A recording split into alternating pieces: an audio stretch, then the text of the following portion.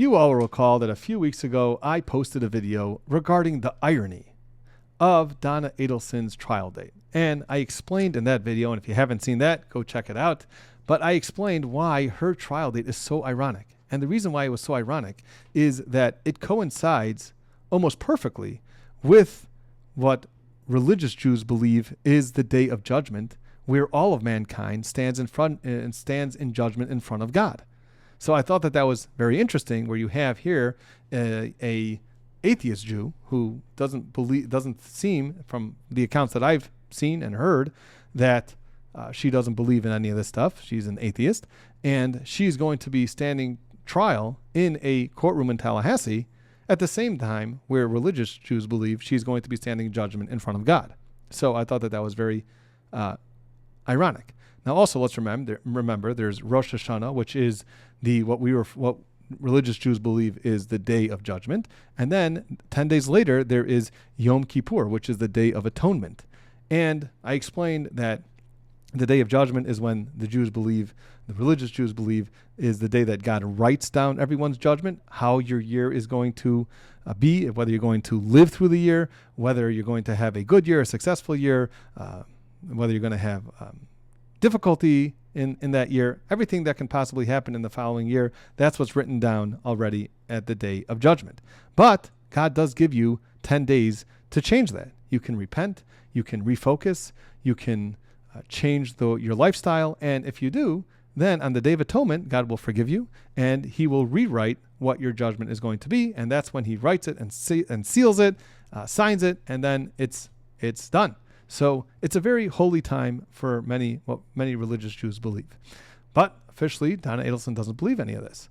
So I thought it was ironic. Now, there's another part to the irony, and that is that we'll remember that it seems that a very big point of contention between Dan Markel and Wendy Adelson in their marriage was how religious to raise their children and how religious to be, because it seemed that Dan Markel was moving much closer to religion, and he was becoming much more religious, and he wanted to have more time in synagogue, and he wanted to bring the children to synagogue, and he wanted to raise them more religious, and Wendy was not interested at all. And unfortunately, like I've spoken in the past, this does happen often when you have two people from the same religion and one person wants to move closer to religion and the other person doesn't really want that. It can really create problems in the marriage. And it seems that is what a very big point of contention in this marriage, which eventually led to the divorce and which eventually led to the untimely murder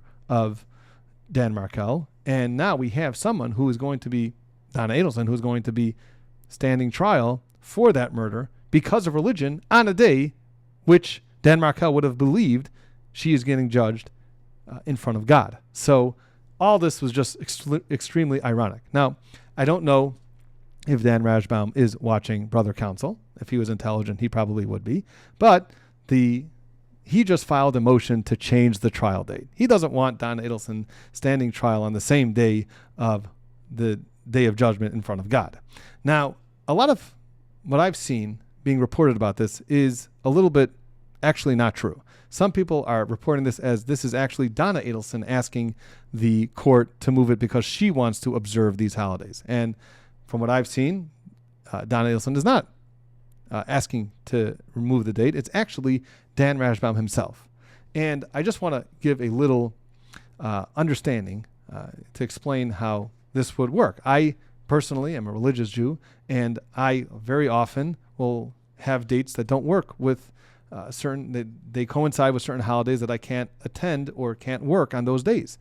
And therefore, I'll ask the opposing counsel, do you have any problem with moving the date? Sometimes I'll have to file a motion with the court. And by and large, they are very accommodating to moving around dates which coincide with your religious beliefs. So I've never, in all the years that I've been practicing, I've never had a problem moving a date because of my religion. And therefore, I would assume that this date will be moved to accommodate Dan Rashbaum's schedule. But it may not be the case specifically in this specific motion, and I'm going to explain in a minute. The reason for that is that when I need a date moved, I cannot work on that date. I am completely religious, and therefore, if there's a certain day that's a holiday, I cannot work on that date.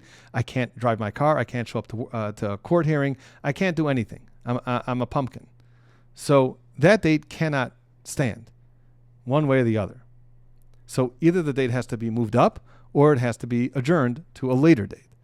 And those are the only two options. There's no option for me to try to show up on that date. The third option really would be is to get another lawyer to cover the case for me, which, if necessary, I could do, but the judges and the courts and the opposing counsel, they don't want to force me to do that and to have to pay another lawyer to cover for me on a date that I can't show up because of my religion. So I've never had to do that. So that's when it comes to me personally. In this specific motion, we're going to find something a little bit different. So let's go through the motion, and then I'm going to also share with you some of my other thoughts about the upcoming Donna Adelson trial. So here we have defendant Donna Adelson, by and through undersigned counsel, respectfully moves this court for an order moving the trial and pretrial hearing dates up by a couple of weeks from September 30th, 2024 to September 16th, 2024. So they want it moved up for 2 weeks. Again, kind of showing us that our estimation for how long this trial is going to take, which is about 2 weeks, is probably a pretty good estimation. The same way it took Charlie's trial took about 2 weeks, so too it seems that Donna Adelson's trial is probably also going to take about 2 weeks. So anytime, let me just tell you this, even if you don't have a religious reason to move a date up, when you want to move a date closer, it's easier for the court to do that. The court would like to do that because the court wants to clear its docket. The court doesn't want to have cases sitting on its docket for an extended period of time. So anytime, just as a rule of thumb, that you want to move up a date, you can. It's more palatable to the court than if you want to adjourn the dates. Anytime you want to adjourn the dates and move things further down, that's also much harder to do. So here they're asking to move the trial up. On February 16th, 2024, this court entered an order setting court proceeding dates and procedures, which calls for jury selection and trial to commence on September 30th, 2024, with the pretrial hearing occurring on September 12th, 2024. So September 12th, 2024 is going to be the final pretrial where they hash out any upcoming issues that they're going to have in the trial. They work that all out, and then trial is supposed to start September 30th. This year, the Jewish holidays of Rosh Hashanah and Yom Kippur, which undersigned counsel observes. So straight out, which undersigned counsel observes. Not that Donna Adelson observes it. Not that Donna Adelson is asking to observe these holidays. No, it all is about Dan Rashbaum. And it falls on October 2nd and 3rd and October 11th and 12th, respectively. So he's asking as a favor for himself, not as a favor to Donna Adelson. So let's clear that up very quickly. Now, you all will recall, if you've seen the Dan Rashbaum interview with Surviving the Survivor, and if you haven't seen that, you should certainly go check that out. A lot of very interesting things that happen in that interview, which I also did a video on. So in that video, he does say that he's not religious. So Dan Rashbaum said that he's not really religious, but he does pray for the boys, Ben and Lincoln. So you can be thinking, like, wait a minute, if you're not religious, so what do you care about these holidays? And the answer to that is that many Jews that are not religious still will observe Rosh Hashanah and Yom Kippur because it's very holy days. And therefore, even if they, generally speaking, they're not religious, they don't keep to the Jewish diet or things like that, still, they will keep Rosh Hashanah and Yom Kippur. So the fact that Dan already proclaimed that he's not religious doesn't mean that he doesn't observe these holidays. So I don't want to say that. I want to say that he's lying here. It's very possible that he does observe these holidays. But let's continue. As a result, Ms. Adelson respectfully requests that the court modify the trial date so that it commences 2 weeks earlier with the pretrial hearing date adjusted accordingly. However, and this is a very important part, however, to the extent the court's calendar does not permit this adjustment in schedule, undersigned counsel does not want to continue the trial date, meaning adjourn the trial date, move it further away, and Ms. Adelson respectfully requests that the September 30th, 2024 trial date remain in effect. So, do not push off the trial whatever you do. Now, if this was me and coinciding with Rosh Hashanah Yom Kippur. I would not be there. I can't be in court. As much as I love my client, no matter how much they're paying me, I'm not going to be there. So does that mean that if the court cannot accommodate moving it earlier, and it's possible because it could be that the court already scheduled other trials to occur on September 16th, 2024. It is possible that they already scheduled other trials that are set to go. And they're not just going to push off that trial, because then they have to get with those attorneys and figure out their schedules just to accommodate your schedule. So when it's me, I say, I don't care if you move it up. I don't care if you move it further away. I just know that I can't be there on that date. And if you're going to continue the schedule on that date, I just can't be there. So I'll have to get another attorney to make the appearance for me. Now, we know in this case, there is another attorney besides Dan Rashbaum who is representing Donna Adelson. So does that mean that if the court cannot accommodate the schedule change, then Dan Rashbaum is not going to be there at all? I'm not sure. It's not clear from here whether he is actually going to show up on these high holy days and just say, okay, well, I guess if I can't go to synagogue and I can't observe these days, then I'm going to, do my job. Or he's going to say, no, I can't show up, and the other attorney is going to have to represent Don Adelson. But from the relationship that I've seen in that interview with Dan Rashbaum and Donna Adelson, it would be hard for me to imagine that he would not show up. So it would seem to me that if the court keeps the date, he is not going to be observing Rosh Hashanah and Yom Kippur this year. So that's what my thoughts are. Now I want to talk about something else. Okay. If you would ask me, what do you think is going to happen in this trial? I would tell you that the way it stands now, I don't see Donna Adelson getting acquitted. Now, of course, we know that a jury can do anything and all types of arguments could be made. But the way it stands now and what Dan has said in his interview with Surviving the Survivor, he kind of already showed his hand. And if the prosecutor watched that interview, then she would see that. He showed his hand. Because, here, let me show you the clip, and then you'll see how he basically said exactly what his defense is going to be. Take a look. Donna Adelson was told on July 18th, Charlie was extorted. She was told that 2 months after Professor Markell was murdered. That's what she was told. Okay, she was told that Charlie was extorted. Now, Donna wasn't there on July 18th. Okay, but that's what she was told by her son. So he is straight out saying that he is sticking with this double extortion theory. And I've already explained on on some of my other videos why I think that that's a very bad idea. Now, whether you're going to stick with that story or not, it's a bad idea to let everybody know what the defense is going to be. Why would you do that? Why you don't even, as a defense attorney, you don't have to explain what happened. That's not the job of a defense attorney. All the job of the defense attorney is to make the prosecution and the state prove their case. That's all your job is. You don't have to explain to the jury what really happened. Now, it's a nice thing to be able to do that to the jury and say, let me tell you what really happened.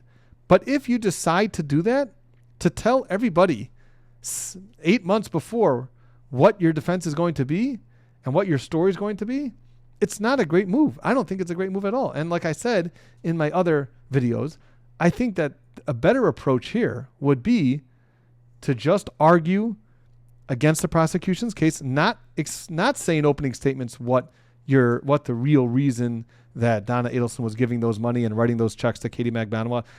Don't explain that all.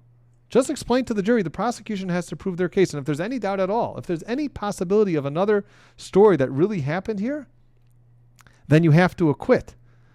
And then, finally, as the trial plays out, then you can decide in closing arguments whether you're going to actually say what happened. Or when you call your witness the last day, like in Charlie Adelson's case, you're going to call Charlie all the way at the end and then explain what really happened. Okay, then at least you're catching them a little bit more off guard. But here, you've basically spilled the beans. And like we've seen already, the double extortion theory is not a great defense. It didn't work at all in Charlie Adelson's case.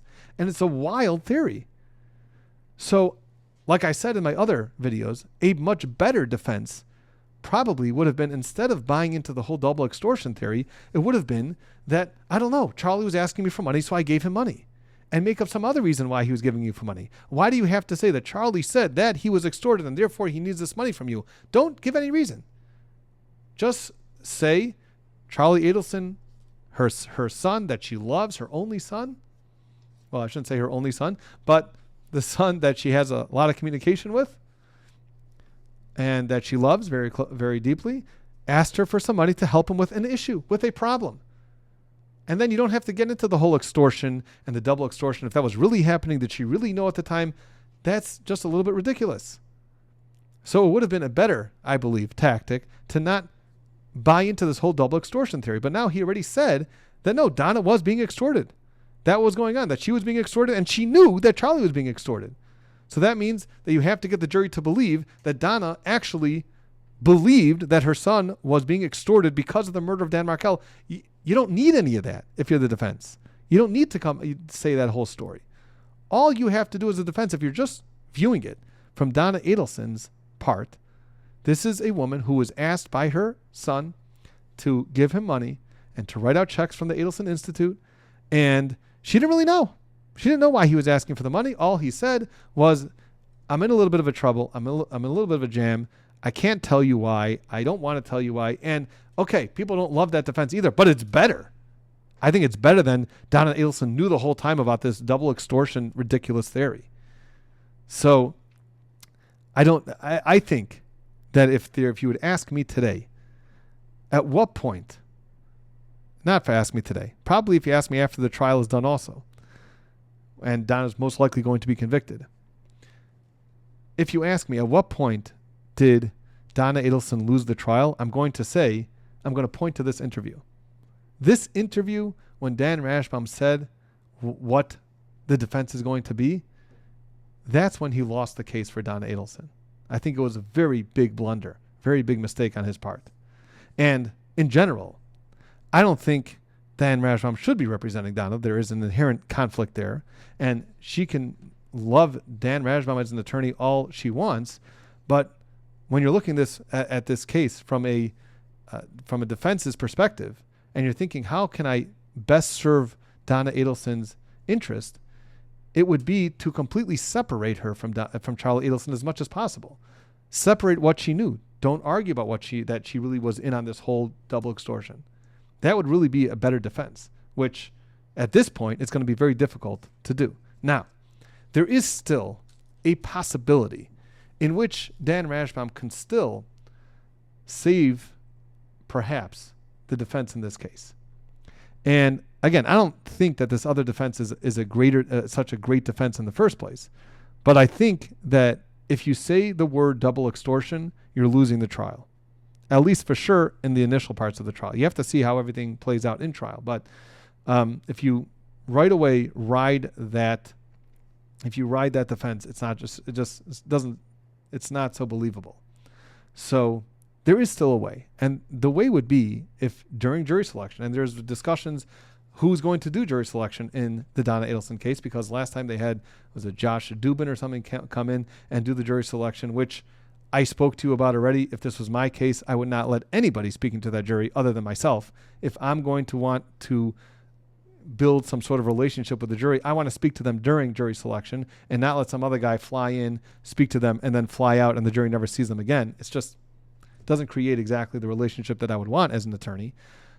Maybe if you want to have a jury consultant next to you in trial, whispering into your ear or giving you some ideas or advice or writing some questions that you should ask, okay, fine, I can see the purpose of that.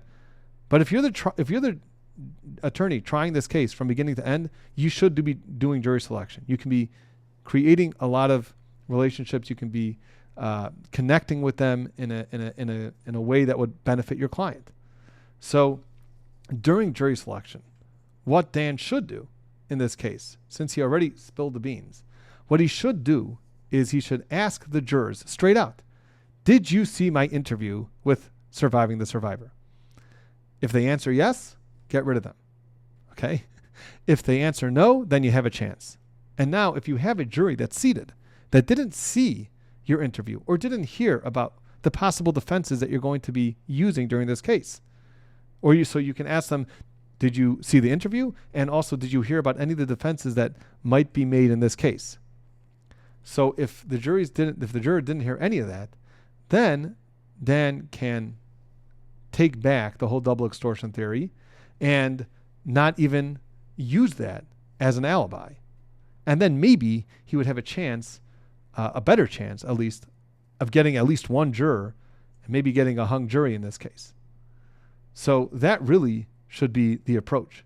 And the problem with that is that, not the big problem, is that Dan is going to look like a little bit of an idiot because he's proclaiming to the whole world on SDS Nation that this is what happened. And then if he gets up in trial and doesn't say that, or he changes the defense, he's going to look very foolish. And it's not going to be great for him, but that's the best way to benefit his client at this point. So either Dan Rashbaum doesn't try this case, which doesn't seem at all likely to happen, or if he does try the case, he has to change the defense, make sure the jurors never heard his alibi before about Donna Adelson, and then change it, and then he'll have some egg on his face, but that would be the only conceivable possibility that Donna Adelson can get an acquittal, which is ultimately what they're doing. If you have to get some egg on your face as a lawyer, well, you have a client to represent. But it puts him in a very tough position. And maybe what he can do is he can have the other attorney just do everything himself, and Dan will just sit at the table quietly. And then maybe he can save some face that way and just help out in the office, or preparing, or whispering in the attorney's ears. So that's the only other way I see Dan having any hope of winning this trial.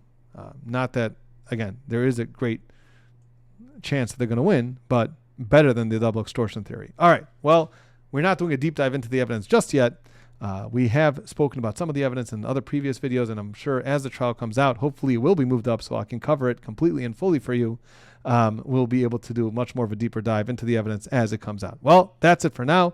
Thank you. If you haven't yet, please subscribe, like, and we will see you next time.